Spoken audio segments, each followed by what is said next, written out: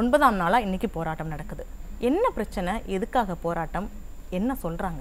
முதல்ல இந்த வெயில்லையும் மழையிலையும் 9 நாளாக போராடுற தொழிலோட விஷயத்தை நீங்கள் கையில் எடுத்ததுக்கு நியூஸ் ஜே தொலைக்காட்சிக்கும் நெறியாளர்களுக்கும் முதல்ல எங்கள் நன்றியை தெரிவிச்சுக்கிறோம்.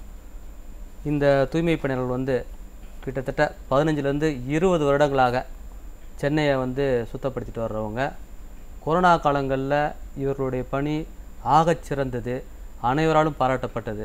இவர்களை போற்று புகழ்ந்தாங்க, மலர்கள்லாம் தூவினாங்க. ஆனால் இன்றைக்கி இவங்களை குப்பை மாதிரி நினச்சி ஒரே நாளில் சட்டத்துக்கு புறம்பாக தூக்கி குப்பையில் போட்டாங்க. 2000 குடும்பங்கள், அதில் பெரும்பான்மை அருந்ததியர், ஆதி திராவிடர், அனைத்து ஜாதி ஏழைகள், பெண்கள் தான் வேலை செய்கிறாங்க. இவர்களை இந்த அரசு கருணையே இல்லாமல் சட்டத்திற்கு விரோதமாக வேலையை விட்டு நிப்பாட்டிருக்காங்க. நேற்று வரைக்கும் வேலை செஞ்சவங்க இன்றைக்கி வேலை மறுக்கப்பட்டு வீதிகளில் 9 நாள் இவர்கள் டெய்லி நடந்த வீதிகளில் சென்னையினுடைய மையப்பகுதியில் மாநகராட்சி வாசலில் பிளாட்பாரத்தில் டென்ட் மாதிரி போட்டுட்டு வெயில்லையும் மழையும் இருக்காங்க. பெரும்பான்மை பெண்கள். போகிற வர மக்களெல்லாம் அவங்களுக்கு கஷ்டத்துலேயும் அழுகுறாங்க. இந்த அரசாங்கம் ஒரு மாதிரி கருணை காட்டணுன்றதுக்காக தான் இவங்க இருக்காங்க. இவங்க எந்த போனஸ் வேணும், சம்பள உயர்வு வேணும் கோரிக்கைலாம் வைக்கல.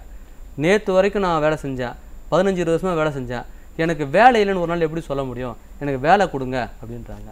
இவர்கள் வேலை மறுக்கப்பட்டதுனால சென்னை மாநகரத்தில் 5ஆம் 6ஆம் முழுவதும் குப்பைகள் தேங்கி மக்கள் பொது சுகாதாரத்துக்கு பாதிப்பாக இருக்குது.